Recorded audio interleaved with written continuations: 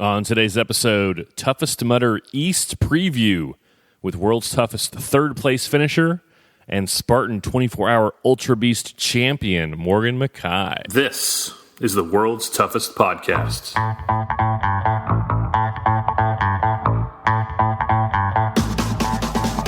Welcome to the World's Toughest Podcast, where we talk about any obstacle course race you'd like, as long as that's World's Toughest Mudder. Each week we talk to members of the WTM community and share stories of success and failure in the single greatest event in OCR. My name is Will Hicks, and this is the World's Toughest Podcast. Welcome back to World's Toughest Podcast. My name is Will Hicks. Thank you for listening. You are listening to the number one rated OCR podcast in the world because of listeners like you. We talk about it each week. Thank you for leaving a review on Apple Podcasts. On today's show, we preview Toughest Mudder East with Morgan Mckay.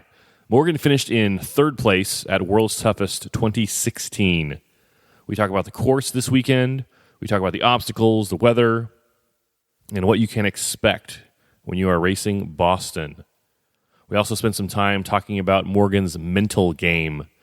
Morgan seems carefree and woohoo online, but she has put a lot of thought into how she approaches life and adversity, and I appreciate her insight in those things. We also talk about her injury at World's Toughest Mudder in 2017, her win in Iceland at the Spartan 24-hour Ultrabeast, and her Guinness World Record for the fastest 10K carrying 100 pounds.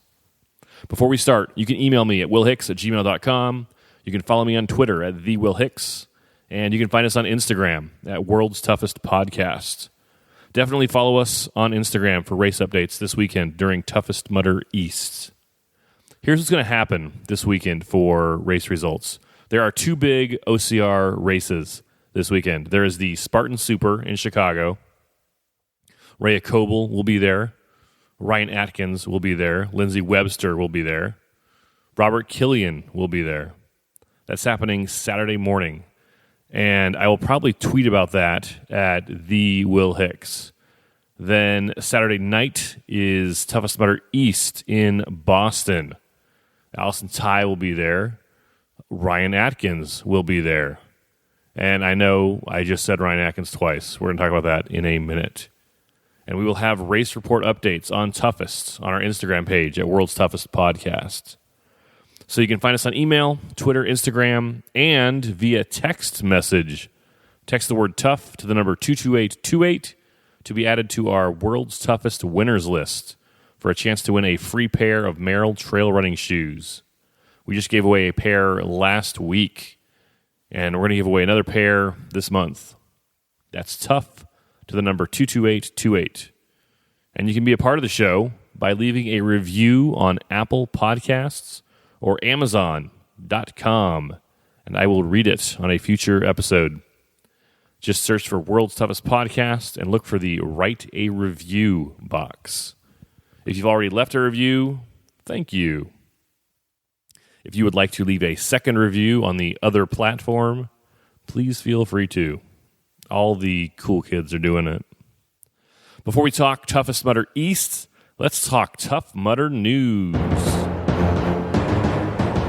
Chris Betcher posted something in the World's Toughest community group that bears mentioning. Chris is an admin in the group, and he was a guest on our show last year talking about how he ran 75 miles at World's Toughest as a Clydesdale. Clydesdale is an unofficial weight category for men 200 pounds or better. There's a women's equivalent, the Athena, for women that are 150 pounds or better. There's a special group just for Clydesdales and Athenas on Facebook, World's Toughest Clydesdales/Athenas. You can find it there. Chris posted an update from TSA about airport security. I want to read from the TSA's website. Starting June 30th, 2018, if you're traveling from an international last point of departure to the U.S., powder-based substances in carry-on baggage greater than 350 milliliters or 12 ounces may require additional screening at the central checkpoint. Powder-like substances over 12 ounces or 350 milliliters in carry-ons that cannot be resolved at the central checkpoint will not be allowed onto the cabin of the aircraft and will be disposed of. For your convenience, place powders in your checked bag. These measures have already been implemented at U.S. airports nationwide to identify and prevent potentially dangerous items from being brought aboard the aircraft. There are no changes to what is allowed in carry-on baggage at U.S. airport checkpoints. So if you are already in the U.S. and are traveling to the U.S., to another destination in the U.S., there's no change to what has gone on in the past. This won't affect you. This is a change for international travelers flying into the U.S. But you know how airport security can be. If you have more than any powdered supplement, you should put them in your checked baggage. Otherwise, you might have to eat all 64 ounces of that whey protein you tried to carry on. Tough Mudder rolled out their new show online called Mudder Nation Live. It featured two guys sitting in front of a camera, drinking beer, and talking about Tough Mudder. This has never been done before. This is the Pissing Talk Show, and starring me, Josh Cox, and my buddy Carlo. Episode 1 is now online. New episodes will premiere the last Wednesday of each month. Rhea Coble wrote a nice article for Obstacle Racing Media. Rhea is the women's World's Toughest Mudder reigning champion. She wrote about her relationship with her husband and how training and racing at a high level can take a toll on that relationship, with a thanks to her husband for all that he does. She's not wrong. The training and all the travel that OCR requires can be tough on relationships. If you are a person who's going to go all in on OCR, whether as an elite or as I'm going to get my 100 headband guy, you need to pause for a second and say, what is the most important thing to me? And if you're dating someone and it may or may not work out, and you don't mind risking it, that's fine. But if you're committed or you're married or you have kids, it's a good idea to take a breather and say, if something has to give, what will it be? What is the most important thing to me here? You can find Ray's article at obstacleracingmedia.com. It's time for some reviews from Apple Podcasts. 5 stars. 5 stars. 5 stars. 5 stars. 5 stars. 5 stars. 5 stars. 5 stars. What'd you think of that? Let me know what you think. willhicks@gmail.com. Our first review comes from Australia. Australia is always strong for us. From Australia, Alex Burns writes, "G'day from Afghanistan. 5 stars. Your podcast has been great, helping me stay in the know about community and motivated whilst being deployed. Fantastic news and content. Makes the long runs around the base in the heat pass a little faster. Many thanks. 5 stars. Alex Burns." And then Alex has 2 cute little emojis of a koala and the Australian flag. I did not know you could leave emojis on the Apple Podcast store. Thank you for the kind words, Alex. Just like you, Alex listens while he's running. But unlike you, Alex is on deployment in Afghanistan in the military. I don't want to tell tales out of school, but I think we have a few more listeners in the military or on deployment. You can be a part of the show like Alex Burns. You don't have to be on deployment in Afghanistan. Maybe you are washing dishes at home in the suburbs. On your iPhone or iPad, open the Purple Podcast app and search for World's Toughest Podcasts. Click our logo and then scroll down to click Write a Review. If you are on Android, go to Amazon and search for World's Toughest Podcast. Click Enable Skill and then click Write a Customer Review. and I will read your review on a future episode. Thank you for writing a review. I sincerely appreciate it. Last thing before we talk Toughest Mudder East. I would like to get more listener interaction on our show here. We've done things that are unique to our show that no one else is doing. We've got our listener call-in shows that we've done a few times, but I would like to get more listeners involved on a week-to-week basis, like every week. If you have thoughts on how we could do that, could you do me a favor? Shoot me an email at willhicks@gmail.com. Shoot me a tweet at @thewillhicks, or leave your idea/thoughts in a review on Apple Podcasts for all to share. That's a lot more public than a personal email to me. So if you're feeling brave, feel free to leave a review. This is something I could use some help with. I know I want to do it. I'm just not exactly sure how to implement more listener interaction on the podcast. I don't have a lovely co-host to get ideas from, or a bunch of children to exploit for likes. Let's talk Toughest Mudder East. Toughest Mudder East will be held near Boston on Saturday night at midnight until Sunday morning at 8 a.m. on June 23rd and 24th, 2018. That is Eastern Time. The race begins at 9 p.m. Pacific Time, 5 a.m. London Time, and 2 p.m. Sydney Time. Sydney, it's kind of nice for you, right? You just into the afternoon and just follow it that night. Toughest Mudder is an 8-hour race on a 5-mile looped course. The man and woman who run the most laps the fastest will be the winners. Here are some more timing details. The race starts at 12 midnight Saturday night in one large start wave. Then you run all night long. At 7:45, the start line will close to new laps. You cannot begin another lap after 7:45. If you are already on the course at 7:45, you will have until 8:30 to finish your last lap. If you don't finish that last lap by 8:30, that entire last lap will not count toward your total mileage for the race. Pricing is as follows. First place for the men and women, $5,000 US. Second place, $2,000. Third place, $1,000. Fourth place, $500. Fifth place, $250. The top 5 finishers will also qualify as elite contenders for World's Toughest Mudder. Last year, at World's Toughest, elite contenders were awarded with the best position on the start line, reserved pit spaces, and they qualified for the bonus prize if they won World's Toughest and hit a mileage goal for the year. Tough Mudder has not officially announced the elite contender perks yet for this year, but I would imagine they'll be the same as last year. Other prizes and awards you can earn at Toughest Mudder East include complete 25 miles, and you will receive a 25-mile Toughest Mudder patch. Complete 50 miles, and you will receive a 50-mile Toughest Mudder patch and free entry into World's Toughest Mudder.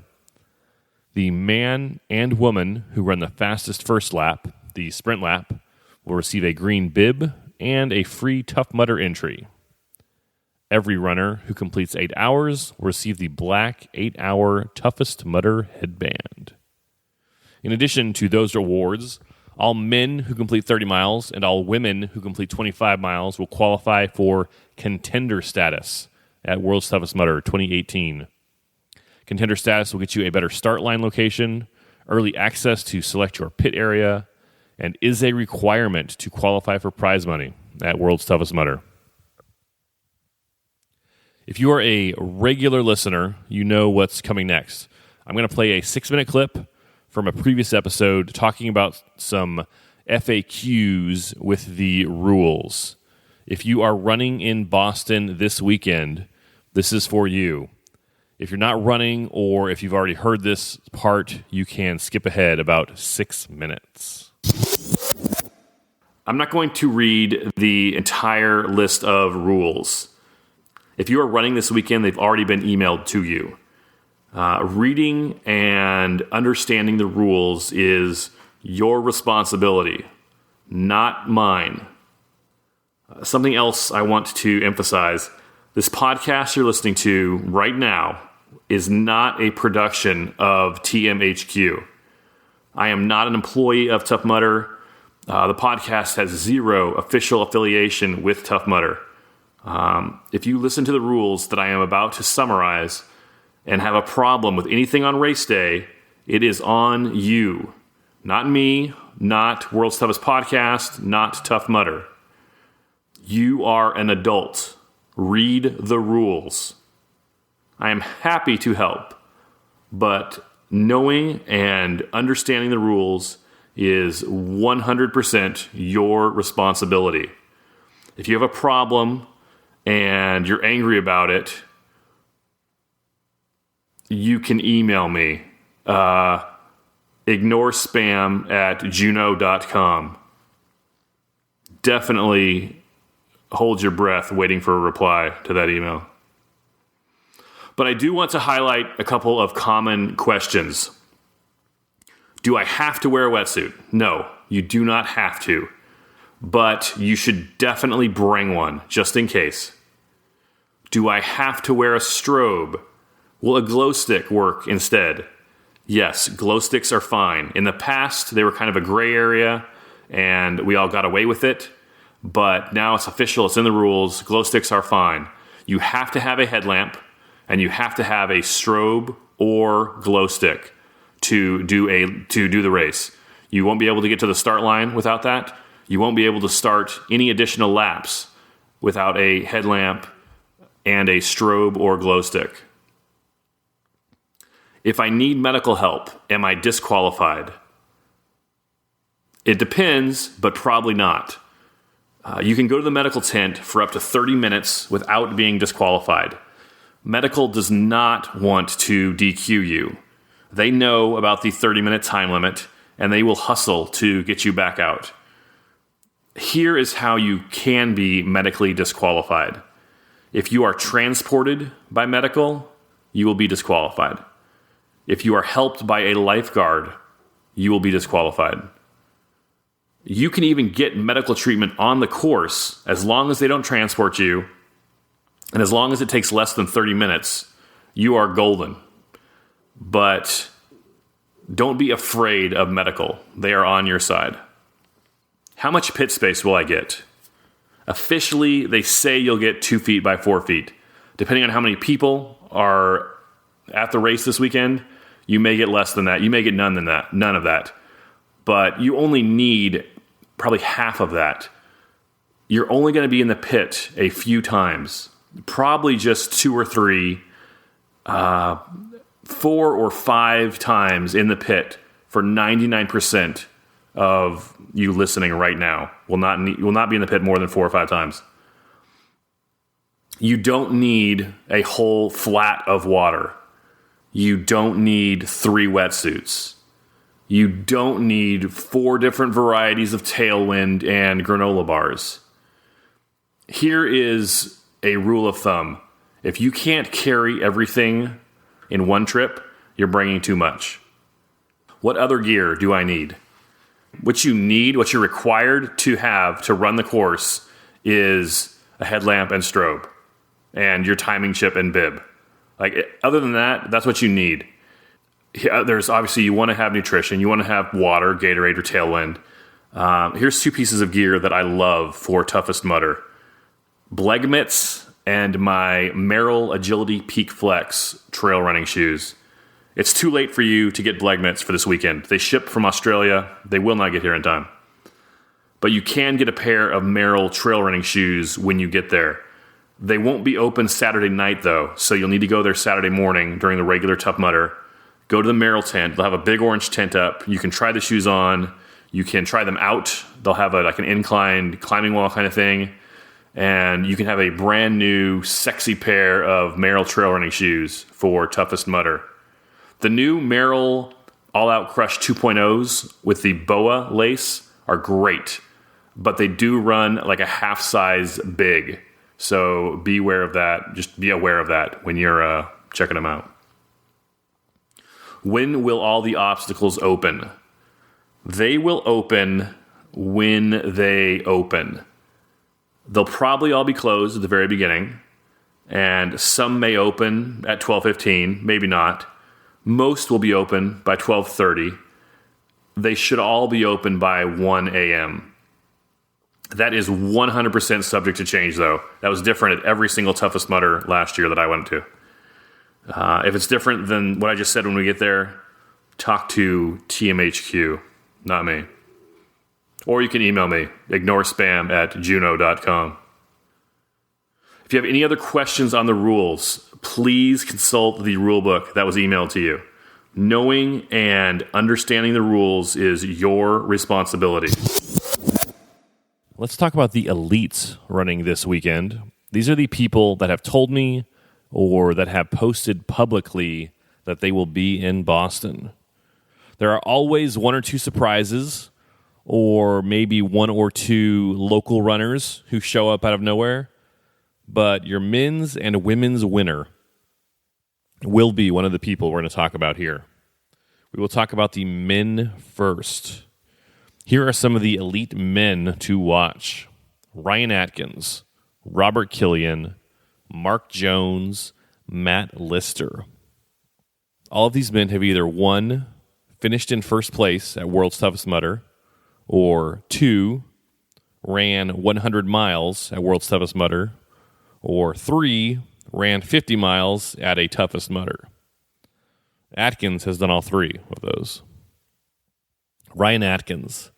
Ryan Atkins has won World's Toughest Mudder 5 years in a row. He's won Toughest Mudder 6 times. He's never lost a race 8 hours or longer. Atkins is the greatest endurance OCR athlete on the planet. But I sincerely believe this weekend will be one of his greatest racing challenges. Atkins is essentially tied for the points lead in the Spartan Race U.S. Championship Series. The winner of that Spartan Series gets a nice title and a check for $8,000.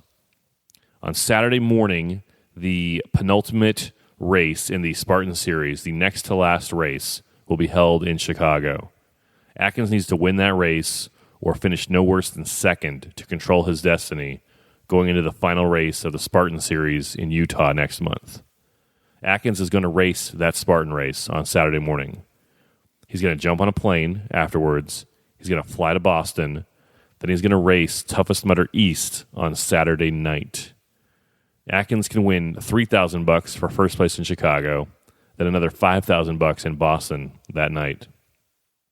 That's nice. The money's nice.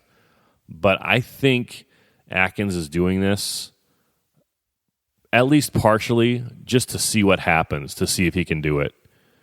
It's another challenge. I don't think it's the only reason. He has to feed his family. But the Spartan race will be filled with studs, and the Toughest Mudder will be filled with studs. Atkins' signature achievement in OCR so far is his 5 World's Toughest Mudder wins in a row and the 110 miles he ran at World's Toughest in 2017. If he were to win both these races this weekend, it wouldn't surpass those 2 accomplishments, the 5 wins in a row, 110 miles, but it would be on that list. It will be fun to see what happens this weekend.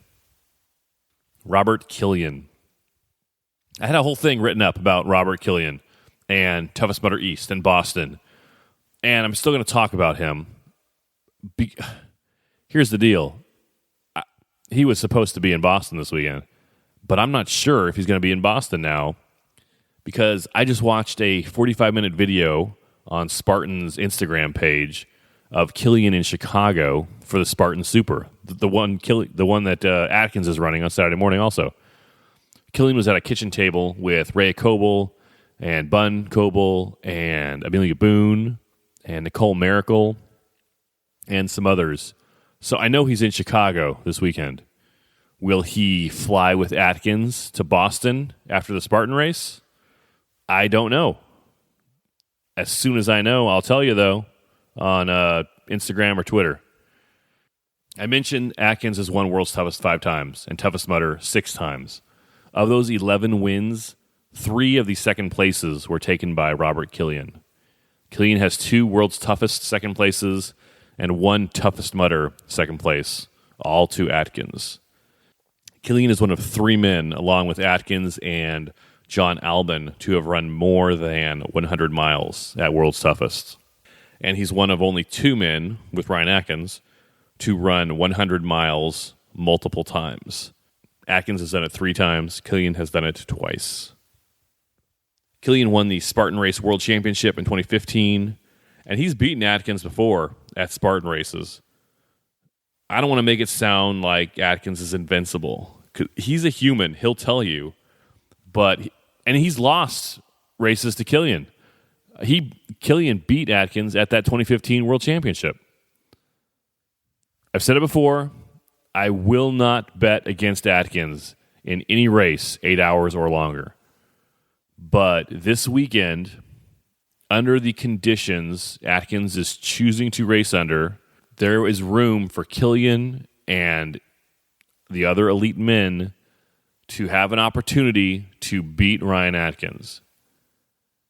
Killian has come closer to beating Atkins at Toughest and World's Toughest more times than anyone else. This may be the weekend Killian finally gets the win. Again, that's assuming he comes. The word was he was coming. We'll see what happens. If Killian doesn't show up, it leaves a lot of room for these next 2 guys, Mark Jones and Matt Lister. Mark won World's Toughest Mudder in 2014 as part of Hunter McIntyre's Spartan Team Wolfpack. He was also on the World's Toughest 2017 National Relay Team with Christopher Mendoza. That was awarded first place. Mark prefers to race in the team category, but there isn't one for Toughest Mudder. This is Jones' first Toughest Mudder this year. Last year, he finished 4th at Toughest Mudder East and 5th at Toughest Mudder West. Matt Lister. Matt is one of 8 men, including Atkins and Killian, that have run 50 miles at Toughest Mudder. That is a 150-mile pace for 24 hours, which is just stupid. Last year, Matt finished 2nd to Atkins at Toughest Mudder Midwest in Chicago. This is the first Toughest Mudder for Matt of 2018, but it's not from lack of trying. He flew out to L.A. for Toughest Mudder West, but that race was canceled. He was signed up for Toughest Mudder Midwest, but his flight was canceled at the last minute. For Toughest Mudder East, he has packed his family into their car, and they are driving. He's going to do this one. Well done, Lister family. Let's talk about the women. Allison Tai. Last year was a real strong year for Allison with 2 wins at Toughest Mudder, 3 more Toughest podiums, the Toughest Mudder Series win, 2nd place at World's Toughest Mudder for the 2nd time, 3rd place at the Spartan 24-hour race in Iceland, and most impressive of all, she won the first ever Toughest Award presented by World's Toughest Podcast. Atkins won that award for the men. They got a nice trophy and everything. This year has started out even better for Allison. She has 1 Toughest win, 1 Toughest second, and she won the OCRWC 24-hour Enduro Championship in Australia last month. Allison is the favorite to win for the women going into this race in Boston. Morgan Mckay. We're going to talk with Morgan in a few minutes. Like Allison in Australia, Morgan is a reigning champion of a 24-hour race, the Spartan 24-hour Ultrabeast in Iceland. Morgan actually beat Allison at that Spartan race in Iceland. Morgan finished 1st, Allison finished 3rd. They have raced each other at Toughest Mudder twice, both in 2017. At Toughest Mudder East in Philly, Allison finished in 1st, Morgan finished in 4th. At Toughest Mudder Midwest in Chicago, Allison finished 1st and Morgan finished in 4th again. At both of those races, there was a 1 lap, 5 mile difference between the two women. Here's something interesting about Morgan and Allison. In 2016, Allison's World's Toughest Mudder was cut short due to injury. Within the last 6 months, she won a different 24-hour OCR championship race in a far and foreign country, Australia. In 2017, Morgan's World's Toughest Mudder was cut short due to injury. Within the last 6 months, Morgan won a different 24-hour OCR championship race in a far and foreign country, Iceland. Morgan and Allison are both reigning 24-hour OCR race champions, but neither for World's Toughest Mudder. They're both from Canada. They are both ridiculously kind, and they both want to win this weekend. It should be a good race. 2 more women that I know will be in the top 5 or near it.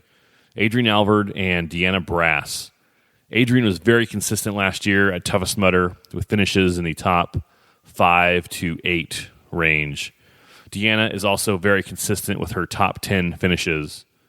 Deanna makes outstanding homemade cookies. Allegedly. I have seen Deanna at multiple races and have never seen these cookies everyone talks about. I have a P.O. box, Deanna, if you need the address. When was the last time you did something for the first time? There are 2 women that will be notable by their absence.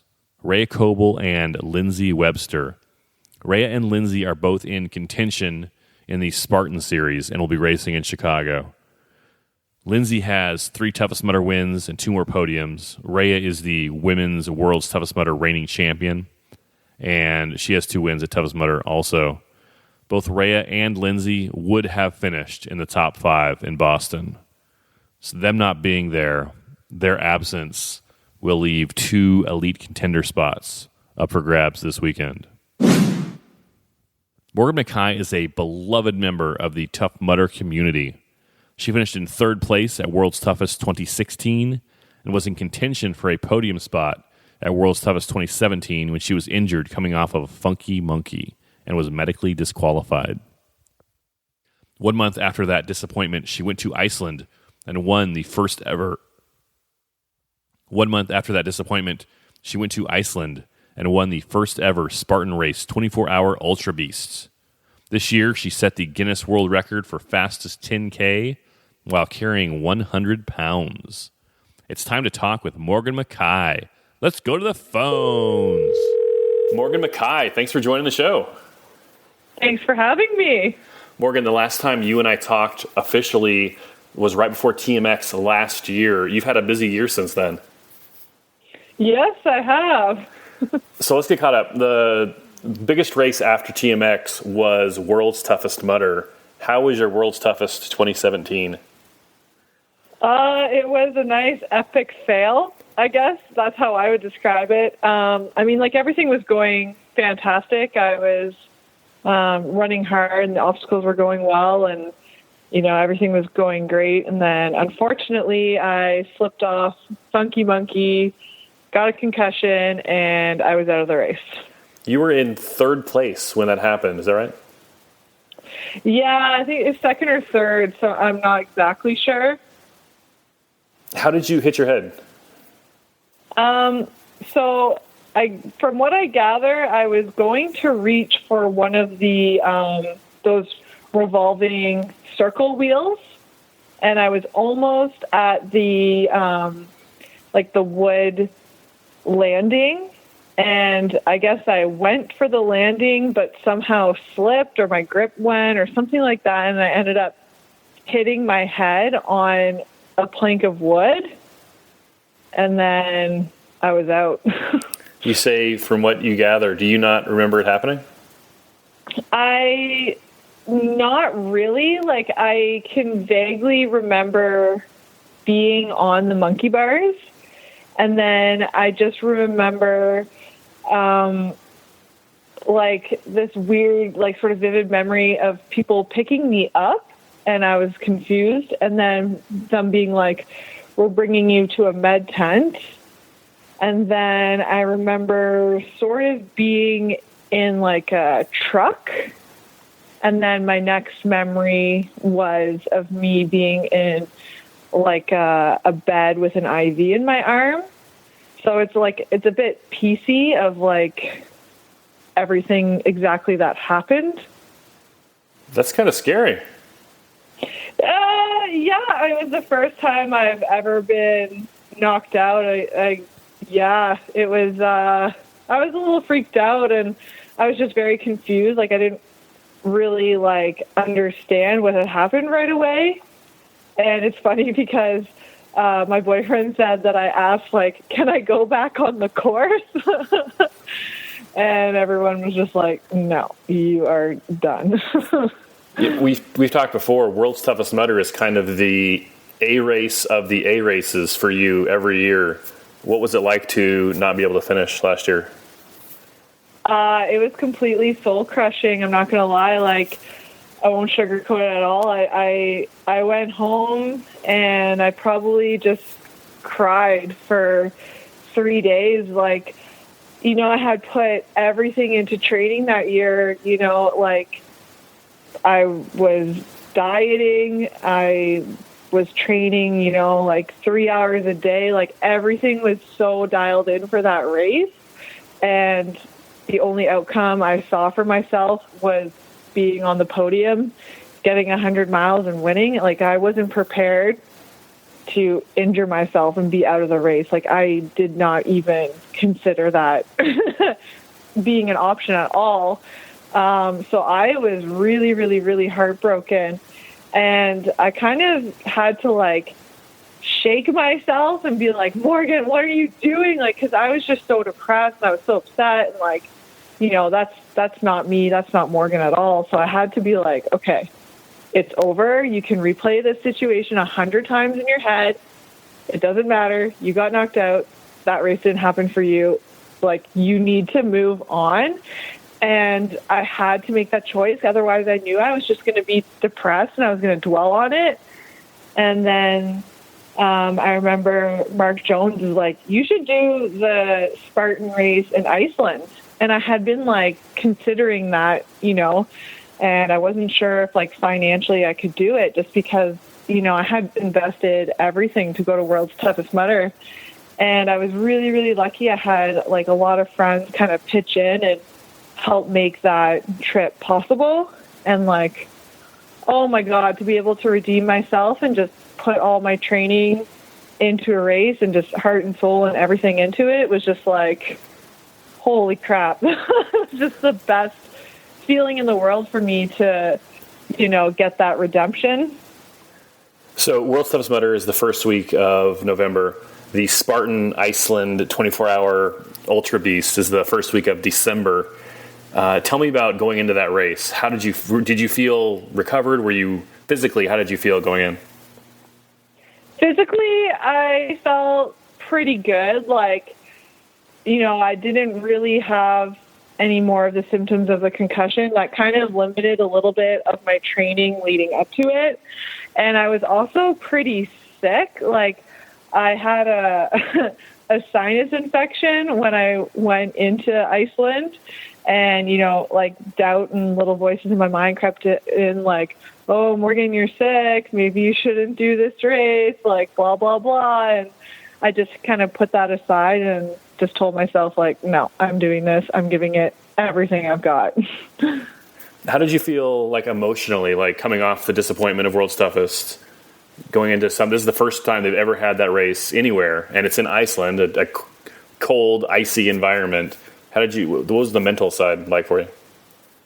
Mentally, I went in surprisingly very strong. Like, I think once I made that decision that World's Toughest Mudder was over for me and it was time to move on, like, my complete focus and drive went into Iceland, and I felt so mentally strong going into it. Like, even though I had a sinus infection and that was giving me a little bit of doubt, like, I had such a good feeling about it and such good vibes that I just knew that if I went and I gave it everything I had, that I would do well no matter what.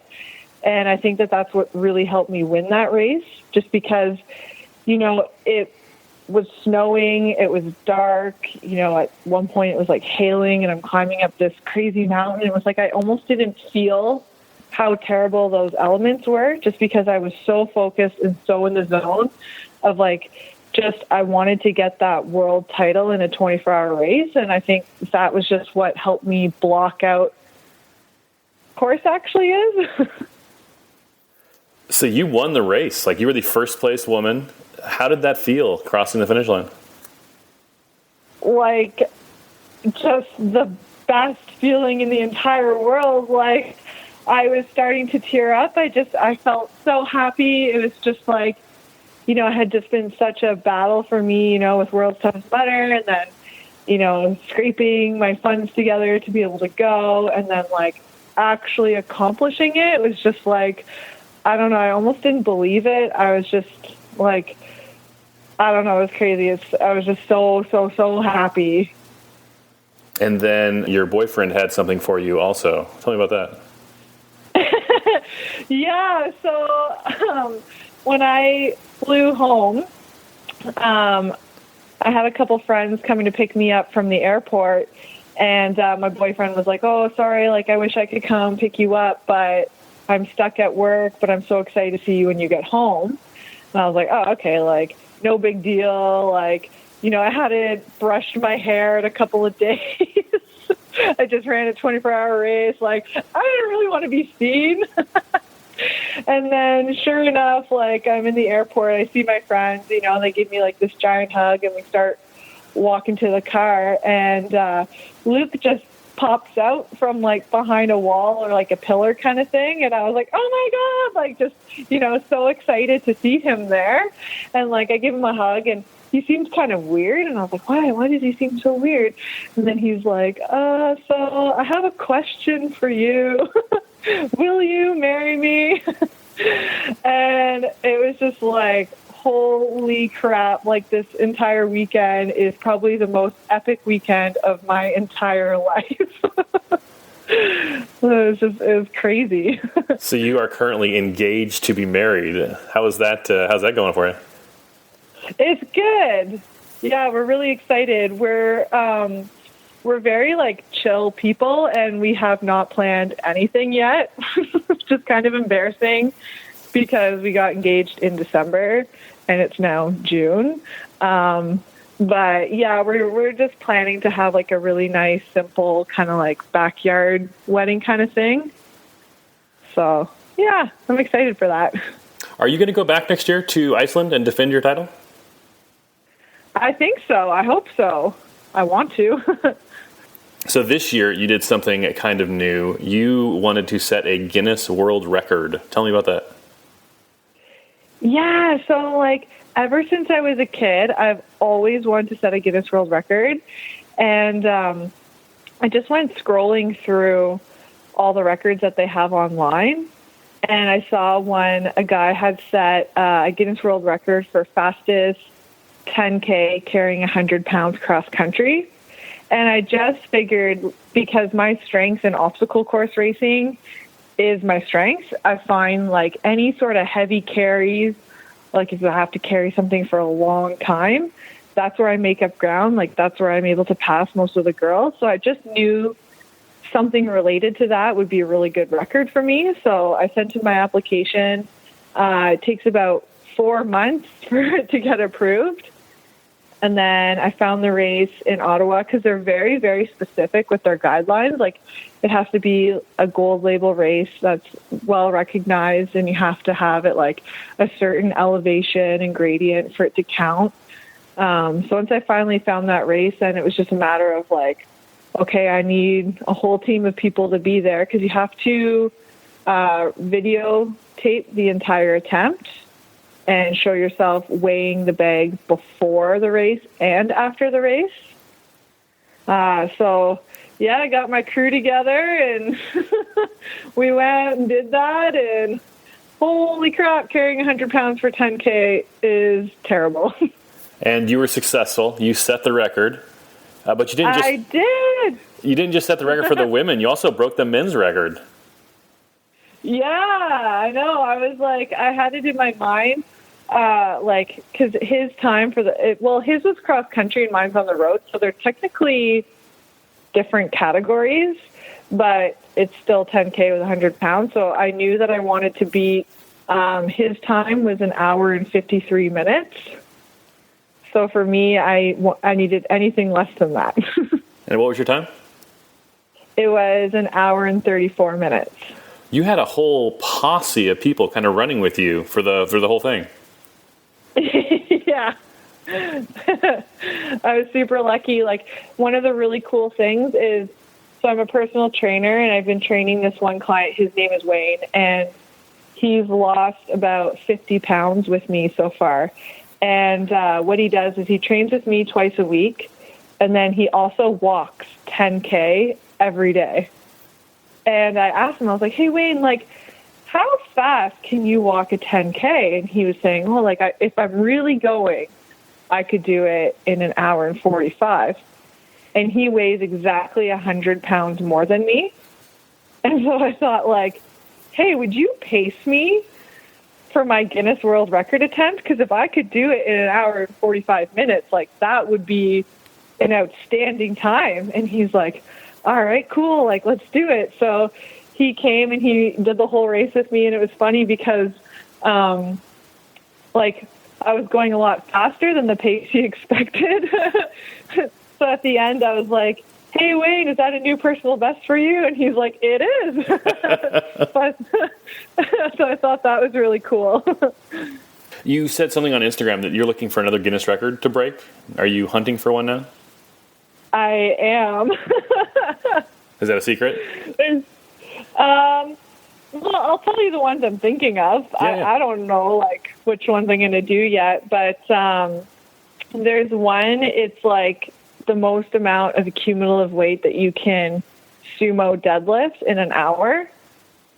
So I looked at the time and the weight that I would have to do, and it would be like I would actually have to train for it. Like, I couldn't just do that tomorrow. Right. But I think if I trained for it, I could probably beat it. And then there's this other really super awful one.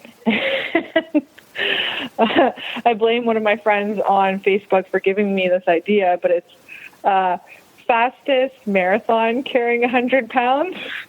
Wow. I think I have no idea if I could do that, because I can't even imagine, doing what I did times 4, because, like, I felt like absolute death pretty much the entire 10K. Like, at no point was I like, oh, this is comfortable, I'm settling into a pace. Like, that never happened. It was just awful the entire time. So now I'm thinking, like, that times 4, I don't know, but What's the time? What time would you have to people out there beat? have done it. The male's time is 6 hours and 47 minutes, I believe. Is there a woman's time? To beat. No, there is no women's time. So just beat that guy and you're good. Yeah, exactly. One thing I wanted to ask you, Morgan, when people describe you, the first thing they say is you're enthusiastic. Can you talk about that? Is that a conscious choice to choose enthusiasm, or how did that come to be such a strong part of your personality? For me, I guess it would be like, throughout my entire life, I've always been, like, super enthusiastic and, like, energetic and positive and happy. And then I think for me, like, I went through a period of my life where I was, like, really depressed, like, pretty severely depressed. And I just found, like, I felt really lost and unhappy. And then it kind of went that way for maybe, like, I don't know, I'd say maybe 2 years, where it was just, like, a really, really rough patch for me. And then I kind of made a decision one day that, life can be really shitty and, like, bad things can happen, and I can just focus on them and be where I was at, or I can, try and look at things differently and be positive and thankful for the things that I do have and the things that I can control. And, ever since then, I've just been really focused on making, like, vision boards and goal boards, and just, like, going after the things that I really want with, like, 100% effort. And I think that makes me genuinely happy. And I'd say for the most part, I'm enthusiastic, but like I do have my down days, like for sure. And some days I will put on a face that like I'm super happy and everything's great, but like sometimes I don't actually feel that way. I don't know. Do you find that sometimes the physical stuff, like the building the vision boards or chasing the goals, doing something physical can help your mental side?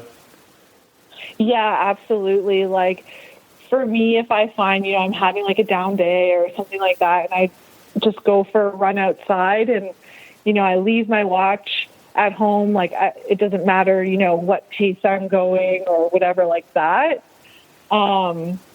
That just helps me out so much. Let's talk about Toughest Mudder Boston. You're going to be running this weekend. How do you feel about the race this weekend? That's a good question. I don't really know. I feel like I could do well, or I could kind of have like a real crap race.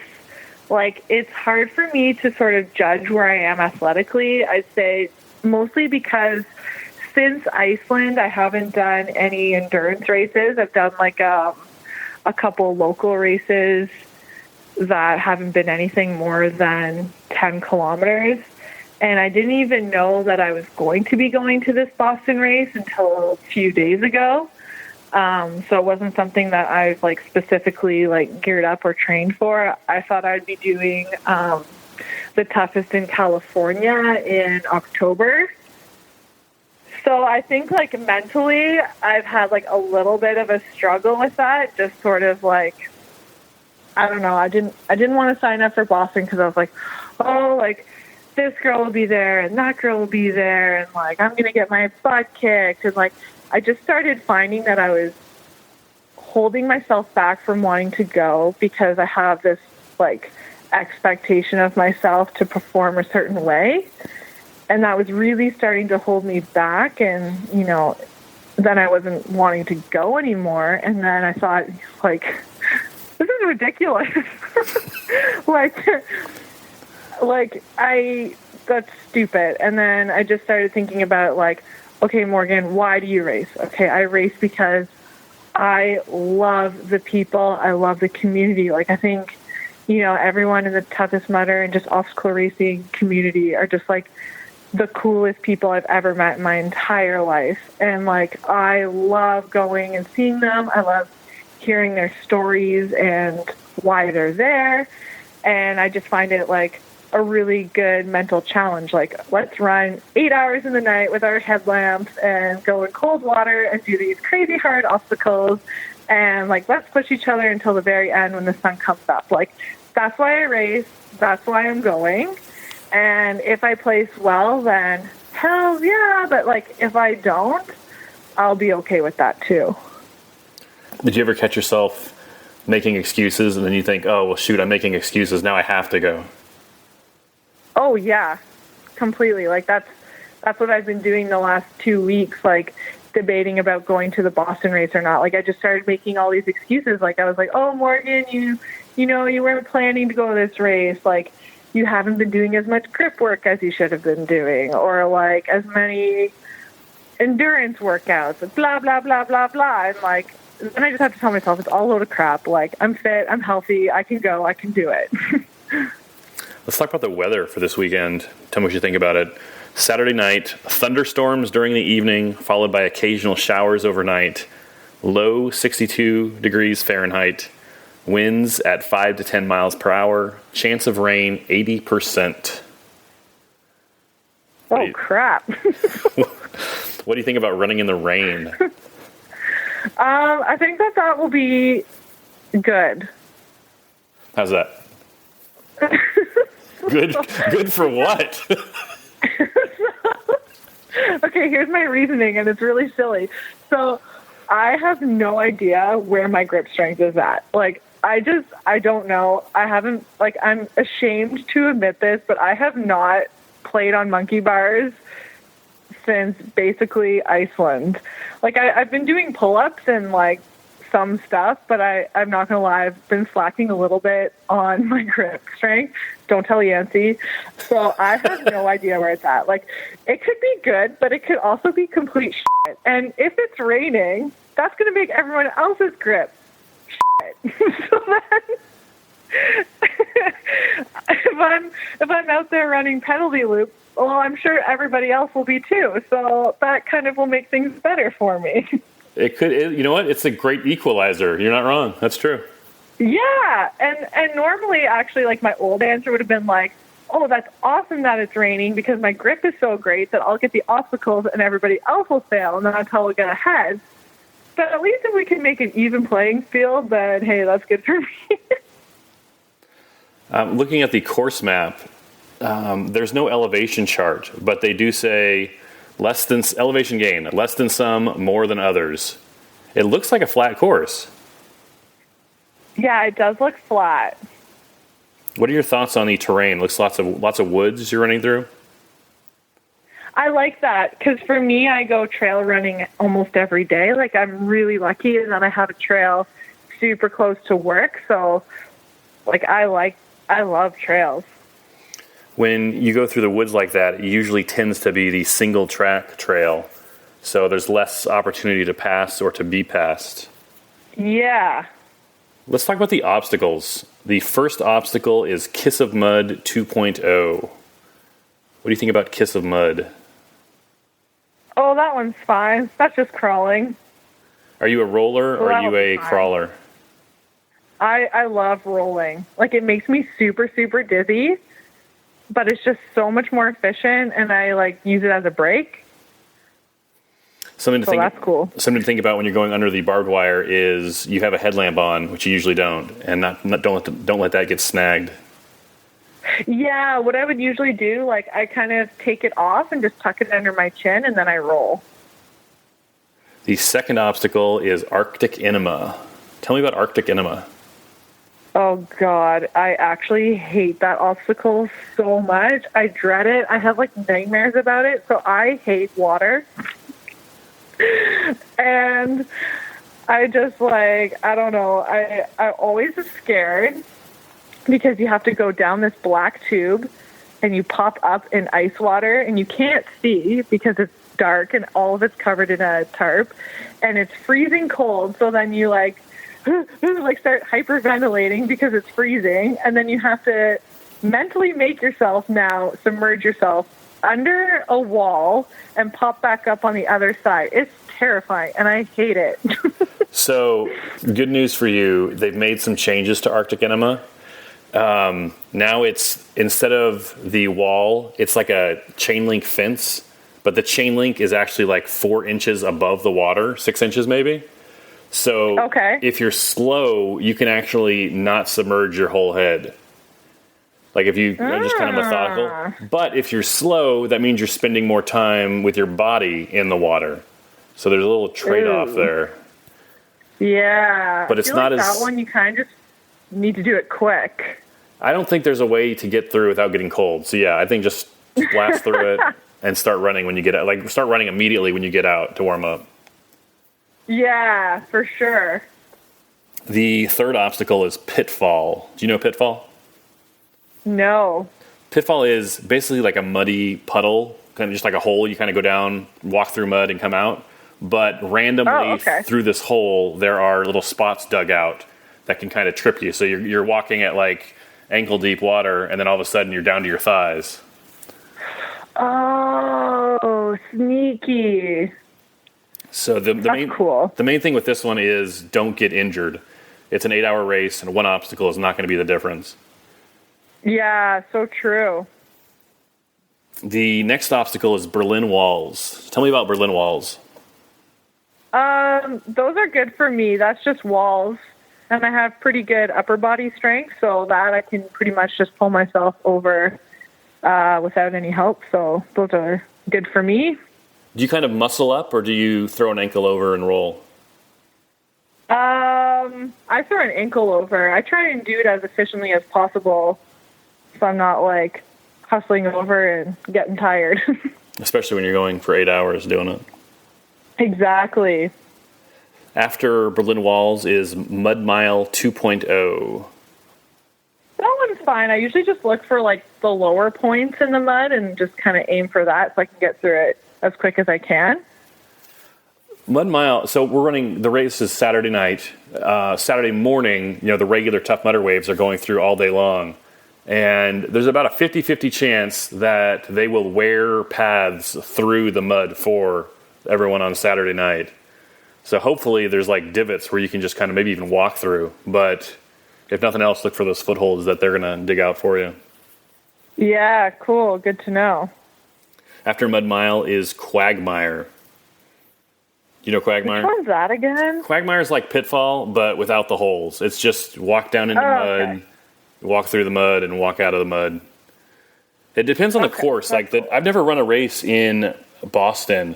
Depending on how the mud is, like sometimes they grab your feet and suck you down, kind of, and sometimes you just walk through it. But we won't know that till you get there. Yeah.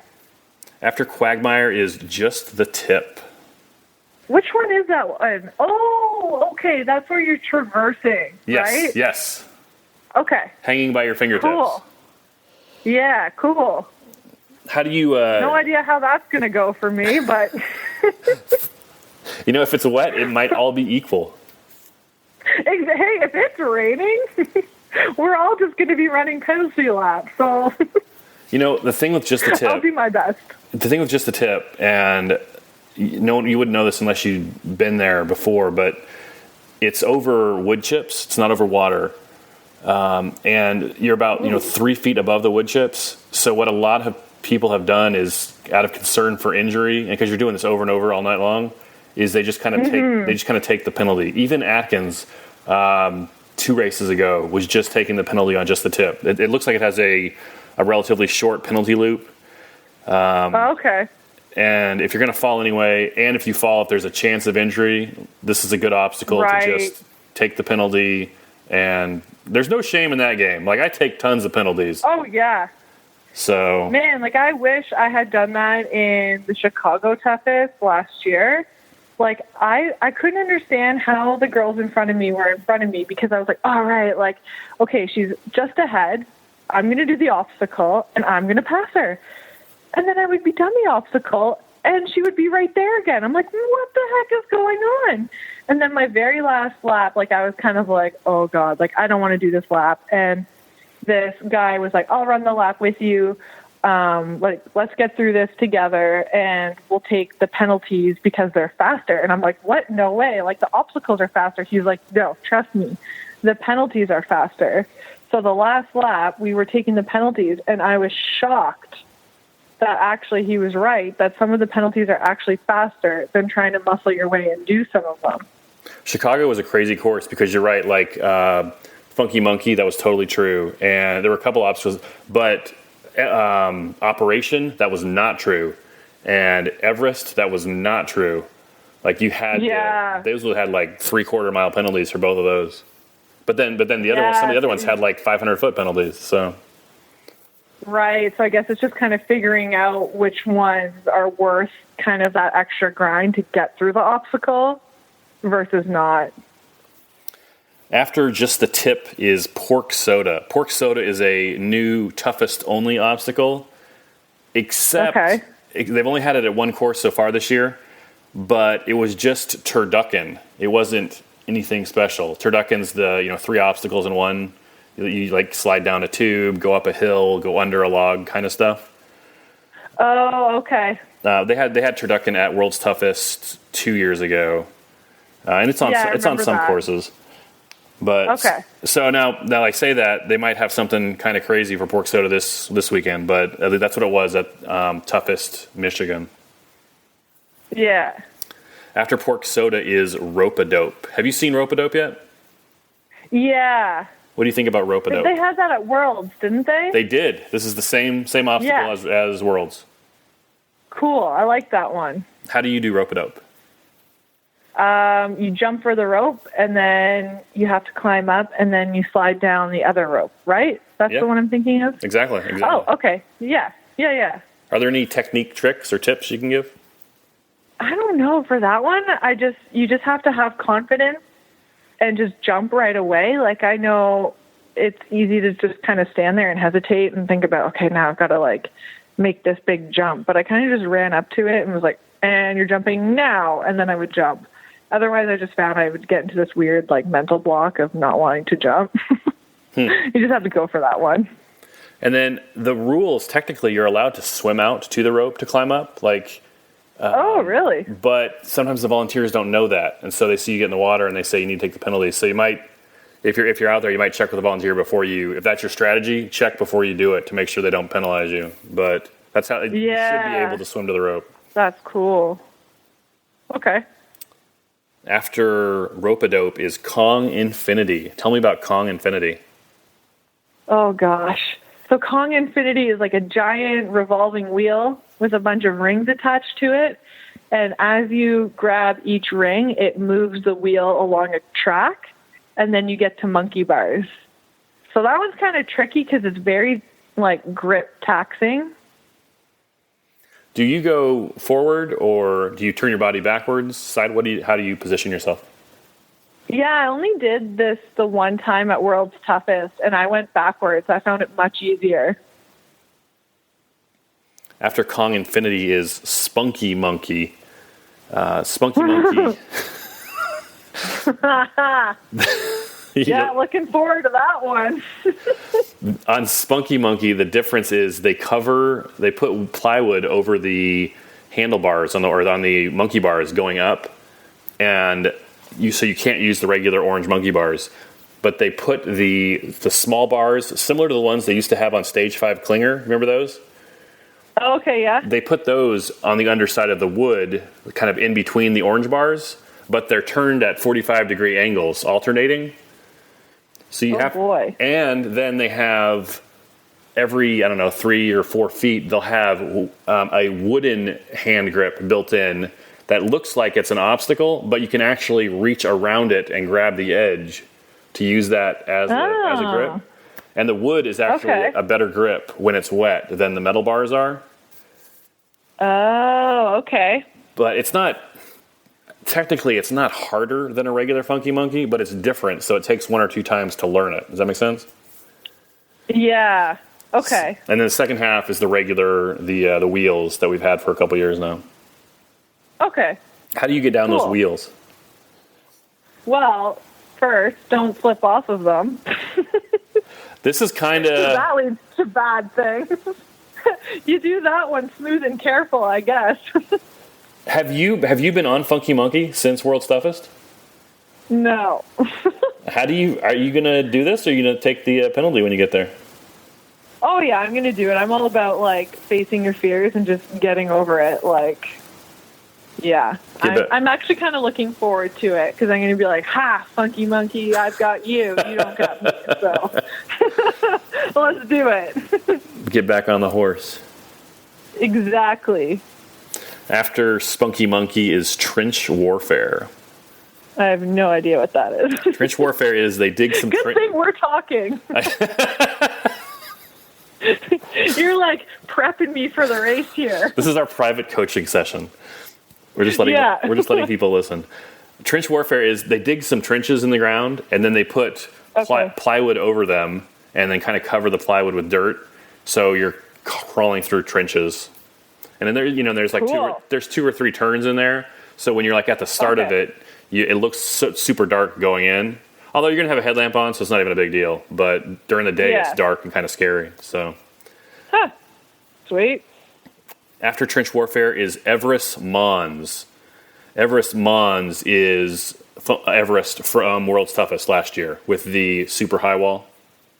Oh God. Were you able to get up that wall, the 2.1? Yes, if there were people at the top to help me up. But I don't think I could do that on my own.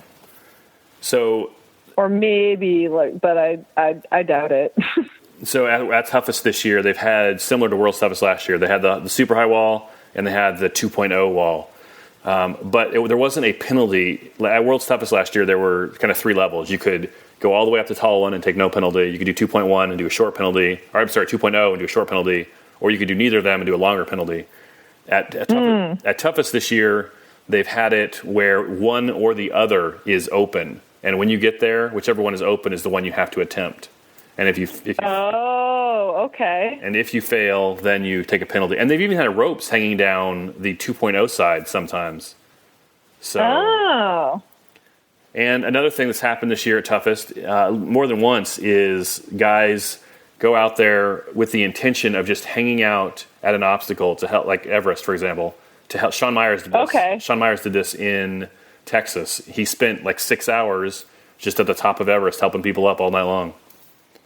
Oh, that's amazing. Oh, I saw that on Facebook.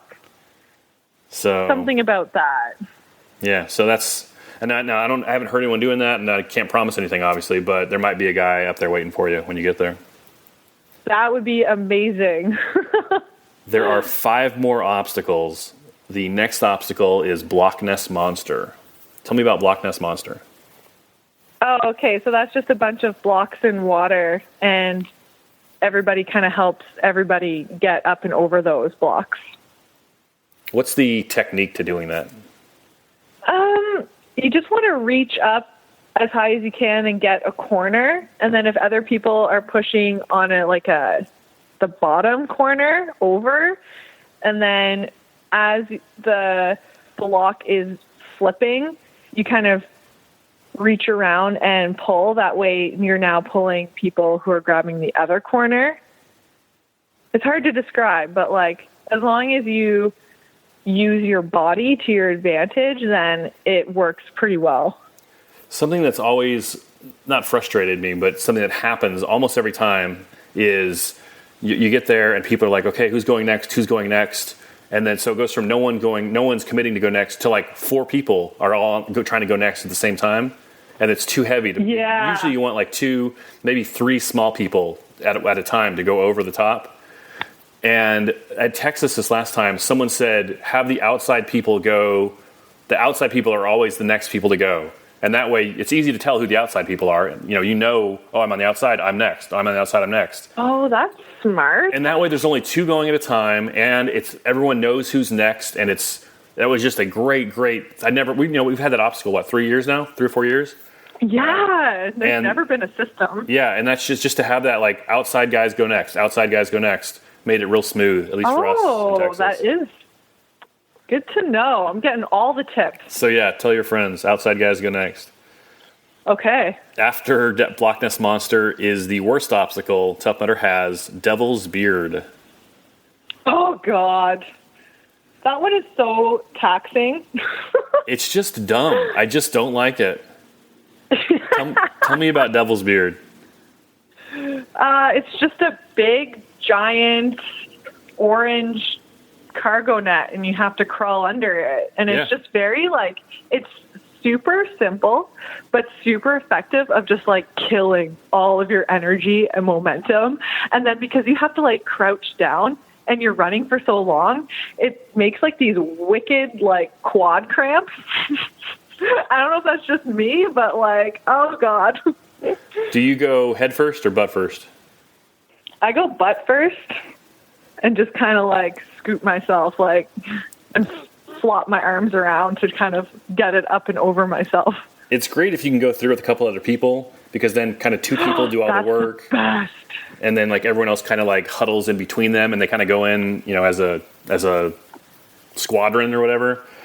Yeah. But sometimes you're by yourself, and you just got to make sure you don't lose your headlamp, because it'll get snagged on the back, their flasher. But yeah, for sure. But yeah, I just stick my butt up and make sure you're not zigzagging. Try and go straight. Yeah. The third to last obstacle is the stacks.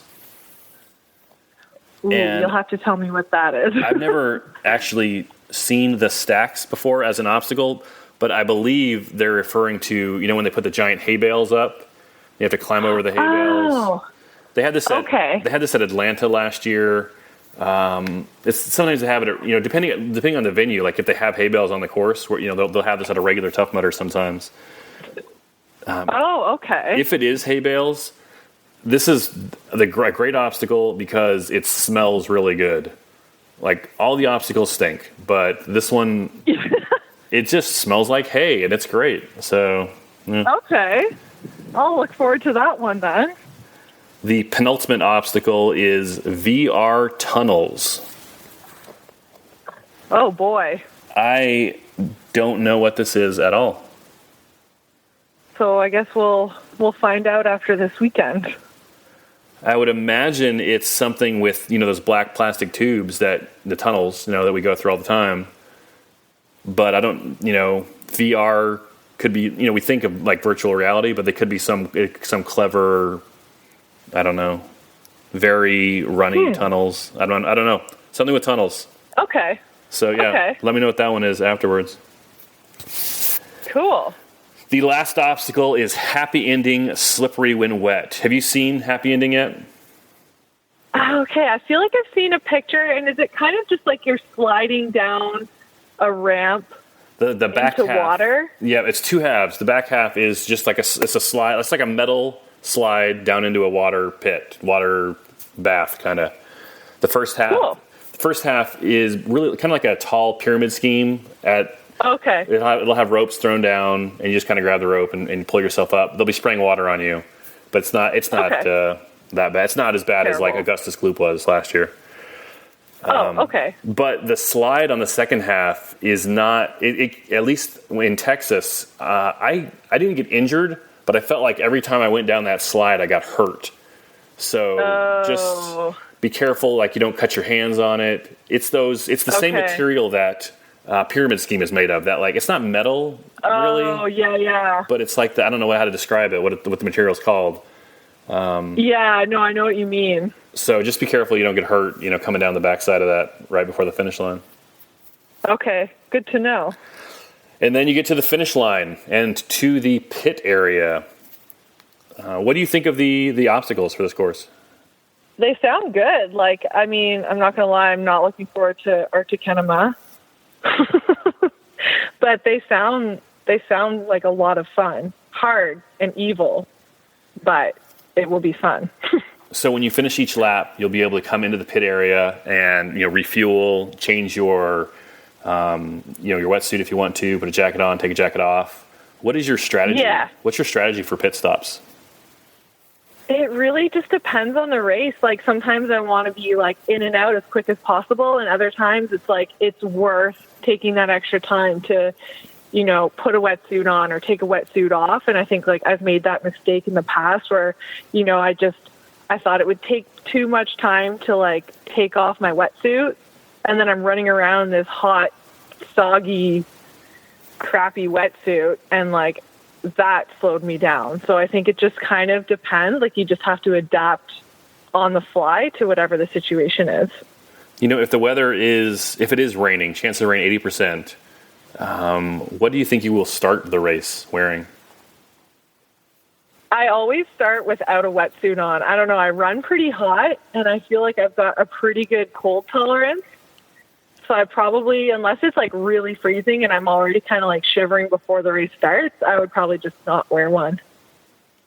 You mentioned that your goals aren't necessarily placing, but to have fun and meet be with the community and do the obstacles and do the course and be with the people. Do you think about like a place or like a mileage goal? I want to get this many laps or this many miles. I haven't really thought about that. I think I just like, for me, my number one is like I want to make it the 8 hours. Like, mentally, I just need to make the 8 hours, and like my mindset is just focused on that and focused on just giving my best, whatever my best is when I get there. So like, I just always ask myself when I'm racing, like, Morgan, are you settling or are you giving your best? And if I'm not giving my best, I will make myself go harder. And if I'm really dying and I know I'm doing my best, then I have to be okay with whatever pace that is that I'm going. That is such good advice for anyone from, the top of the podium all the way to the person who's like, I don't even know if I belong out here with these people.